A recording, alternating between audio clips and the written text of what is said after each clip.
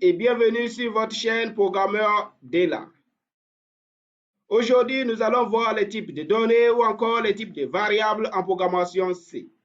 Mais bien avant cela, nous vous conseillons de visionner la toute dernière vidéo qui vous montre comment créer votre tout premier programme en langage C.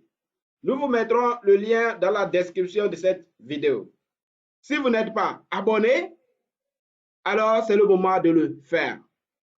Il suffit de regarder juste en bas de cette vidéo et vous verrez quelque chose de similaire à ça. Vous voyez ici, c'est écrit blanc sur rouge, s'abonner. Vous cliquez sur ça. Puis, vous cliquez sur la cloche de notification et vous choisissez ce que vous désirez. Mais nous vous conseillons de choisir toutes pour être notifié à chaque fois que nous publions une nouvelle vidéo. Et voilà, vous êtes abonné. Du moment qu'on va publier une nouvelle vidéo, vous serez les toutes premières personnes à être informées. Une donnée en programmation n'est rien d'autre que la représentation d'une information dans un programme. Par exemple, l'âge d'une personne est une donnée. Maintenant, cette donnée possède un type, d'accord, qui peut se différer d'une information à une autre. Si nous prenons l'exemple de l'âge d'une personne tout à l'heure, elle n'est pas de même type que la taille d'une personne. Vous allez voir que ce sont des types différents. Et le langage C est un langage typé, c'est-à-dire avant d'utiliser une donnée, il faut connaître d'avance son type. Il faut que votre compilateur sache que voilà, cette donnée que vous voulez manipuler est de tel type. Et comme ça, il pourra allouer l'espace nécessaire à votre donnée. C'est pour cela qu'il est nécessaire de connaître les types de données que nous aurons à manipuler. Sans plus tarder, nous allons voir les types de base. Pour cela, nous aurons ici le type de la donnée, la taille en octets que peut prendre la donnée, ainsi que le format de la donnée. Nous avons le type short.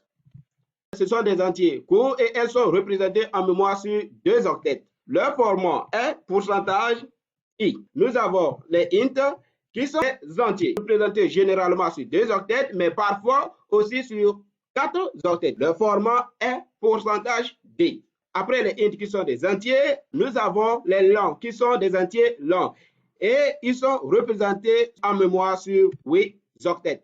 Et leur format est pourcentage LD. Ces 3 types concernent les entiers, c'est-à-dire les nombres sans virgule. Maintenant, voyons en ce qui concerne les nombres avec virgule. Concernant les nombres à virgule, nous avons le type flottant. D'accord? Float. Il est représenté en mémoire sur 4 octets et le format utilisé est pourcentage F.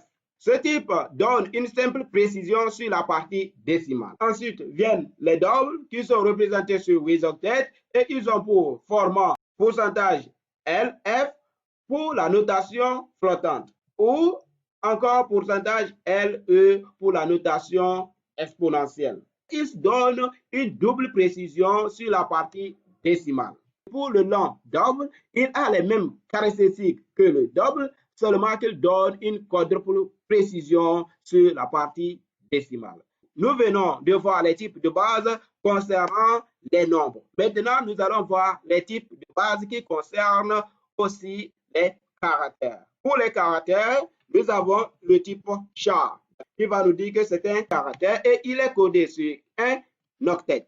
Et son format est pourcentage C.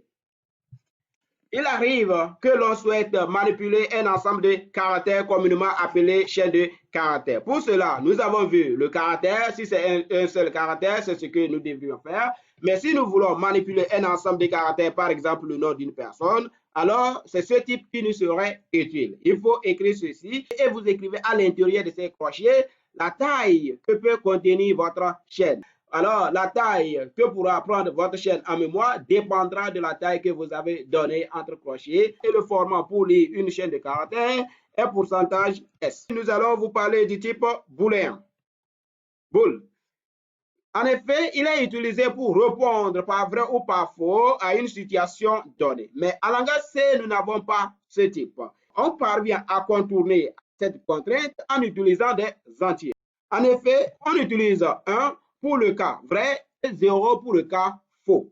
Je vous invite vivement à assimiler ces notions car à chaque fois que vous aurez à programmer, vous aurez besoin de ces notions. Surtout ceci et ça. Ça, c'est comment sera représenté en mémoire ces données. Et comme analogie, J'ai préparé un fichier que je vais vous montrer comment va se présenter ces données en mémoire. Voici l'analogie d'une RAM que je viens de présenter. Nous allons voir comment seront stockées les informations sur cette RAM. Ça, ce sont des suites d'octets. Ce que je vous ai parlé, ce sont des suites d'octets. D'accord? Ces octets sont contiguës. Là, nous avons les adresses. Chaque octet est adressé. Je vous ai parlé tout à l'heure de ces différents types de données. Votre programme, avant de s'exécuter, doit être chargé dans cette mémoire vive. Et nous avons besoin de l'espace nécessaire que va occuper votre programme. Pour cela, il a besoin de connaître les types de chaque donnée que vous utilisez. Par exemple, vous allez voir ici, c'est l'espace que va prendre un caractère. C'est l'espace que va prendre le char, c'est un octet. Nous avons deux octets ici. C'est l'espace que prendra un short, un entier court. C'est l'espace que prendra un short.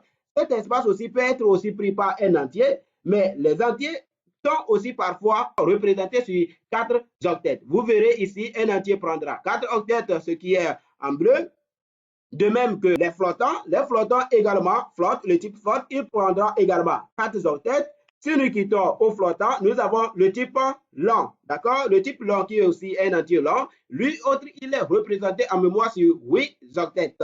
Nous avons également le type double qui est représenté en mémoire sur 8 octets. Nous avons également le type long double qui est représenté en mémoire aussi sur 8 octets. Vous verrez que le fait de préciser le type de données utilisées nous permet de gagner en espace mémoire parce qu'un short n'occupe pas la même espace mémoire qu'un int, un float ainsi qu'un double. Donc, il est important de préciser le type de données qui est utilisé dans votre programme.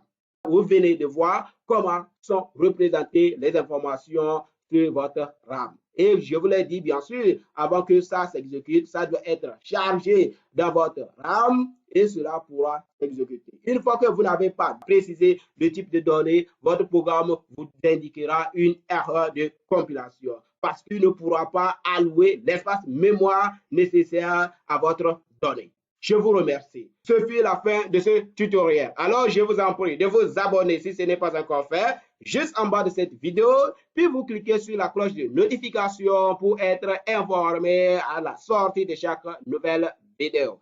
Je vous remercie. Mettez également un petit commentaire et un petit pouce si la vidéo vous a été utile. Merci.